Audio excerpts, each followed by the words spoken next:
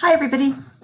Okay, so we're going to start a new unit, evolution, which is the ways the changes in a species over time, not within one individual, but one generation compared to the next.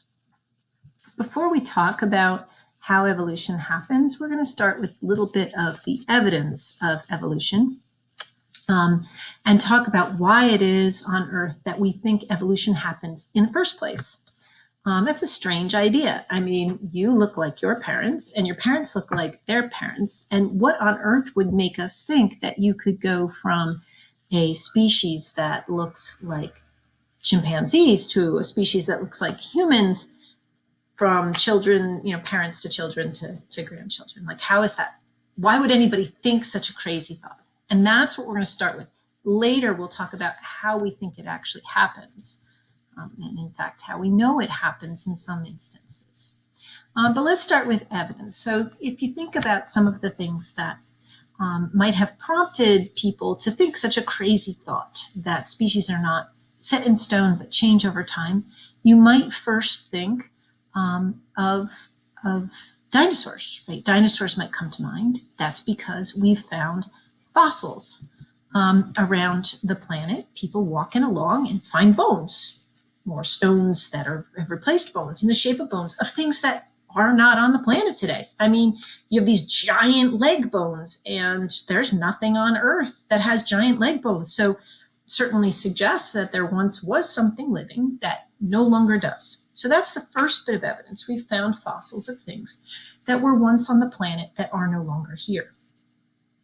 But not only that, but those leg bones, they look a little bit like maybe chicken leg bones or lizard leg bones. And so that doesn't just suggest that there used to be things here that are now extinct. We know things go extinct, but that they're somehow related to the things that live today. That is, that they're similar genes. And how do you get your genes but from your relatives, right? So it suggests evolution. It doesn't prove it, but it suggests it. The other thing that you might think of besides dinosaurs is monkeys, right? Or apes, because we look a lot like apes, right? We've got forward-looking eyes, we've got opposable thumbs. These are things that make us and apes look a lot alike, and that somehow has something to do with evolution. Now, mostly people think, oh, we come from apes.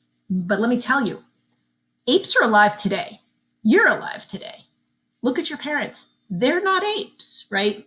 So to say we come from apes doesn't make a lot of sense. Something else is going on. And that something else is relationships. I want you to consider two people walking down the hallway that look a lot alike. I mean, they have like the same color hair, the same shaped face. They seem to have the same shaped cheekbones and eyes, and height, and they have the same kind of body shape. And you're like, wow, what are you going to think, right? What are you going to think when you see two people that look a lot alike? You're going to think maybe they're sisters or brothers or sister and brother, right? That they're siblings.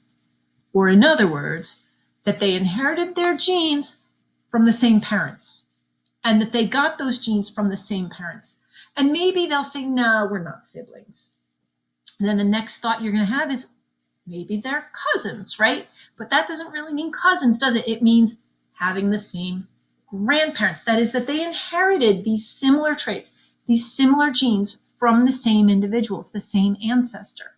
And that is where you start to go back and you think about the apes. Now, we have a lot of genes that are in common with apes, right? There's a bonobo chimp that we share something like 98.9% of our DNA is identical to the chimp. Now, that doesn't seem to happen by accident. I mean, that suggests that we inherited the genes from a common ancestor.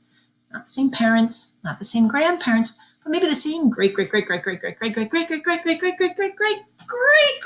right? Going way back, that we had the same ancestor.